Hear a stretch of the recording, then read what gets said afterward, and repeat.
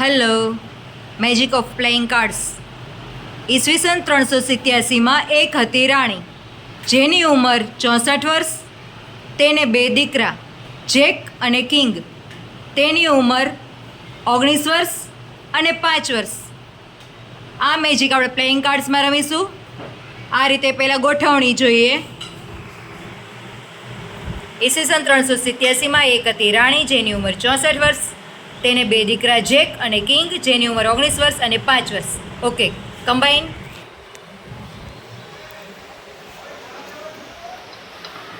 ONE 1 એટલે 1, TWO 2 એટલે 2, THREE 3,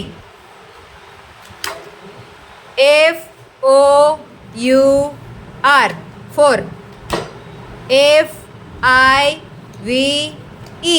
5, SIX 6, SEVEN 7, EIGHT 8, NINE 9, TEN 10, JACK Jack. Jack કે પાછળ જશે, પછી જે આવે. જેક. QUEEN queen.